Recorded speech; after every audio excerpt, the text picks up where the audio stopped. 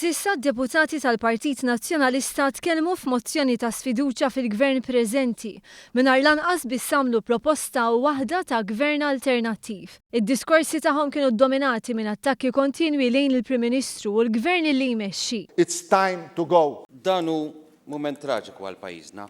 Iġelna nistħu quddiem id-dinja u waqqanna wiċċna l-art. Li jkun il-Prim Ministru tagħna ma jixraqlux illi jibqa' jmexxi pajjiżna u nemmen li it is time to go. Fuq quddiemnet ta' dawn l-attakki kien hemm persuni li kienu membri tal-aħħar gvern li ħadu 500 euro żieda fil-ġimgħa bħal George Policino, Jason Azzopardi u Tonio Fenek. Deputati oħra saħansitra kellhom il-kuraġġ jitkellmu dwar problemi ekonomiċi quddiem il-membri ta' gvern li ġab l-ikbar investiment f'pajjiżna. Għall-kriżi ekonomika. Għalfejn ġibu Malta f'xifer l-irdu mal xejn b'xejn. In-nies hemm barra ma jinteressahomx minn numri u l-figuri li. Spikka wkoll l-intervent ta' Policino kontra l-Power Station il-ġdida. Għax skontu kellna Power Station li kienet fabbrika tal-kanċer u rrid jagħmel Power Station bil-gas biex ikun jista' ibaħħas il-prezzijiet. Min hemm tlaqna? Fi 3 snin biss, il-gvern raħħas il-kontijiet tad-dawl għal familji u n-negozji u żied il-pensjonijiet. Iżda anke dwar dan kien hemm problema.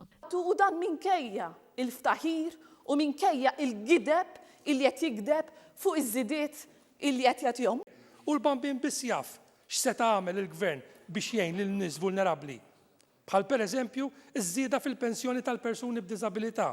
Hija oxxena, Mr. Speaker, illi propju jumejn ilu fl-eqqel ta' din il-kriżi ta' dan il-gvern, il-Ministru konċernat jiġi u jgħid illi fit minn xhur oħra meta se jkun qed jitħabbar il-budget tas-sena d-dieħla se jkun qed iżid il-pensjoni. Deputati nazzjonalisti oħra kritikaw l-investimenti li ġew attirati lejn pajjiżna. Fosthom ftehim mal-Huawei b'valur ta' 4 miljun euro u nofs. X'għandha xturi għal dawn il-flus li f'biċċa uffiċċju fi Smart City li huwa dejjem vojt u f'konsulat f'Xangaj li ma jafx bih ħadd. Deputati nazzjonalisti oħra sostnew li fil-gvern għandu jkun hemm il-Partit Nazzjonalista. Allura se jsib lilna oppożizzjoni tarka għal poplu Malti kif wera f'żewġ okkażjonijiet fl-aħħar 3 ġimgħat għal sejħiet nazzjonali. Il-poplu tagħna kemm Maltin kif ukoll Awċin, kemm nazzjonalisti u floaters kif ukoll laburisti ġenwini jistħoq ilhom gvern aħjar. Biex f'dan il-pajjiż immexxuh il-qudiem. Minkejja dan baqgħu m'għamlu ebda proposti.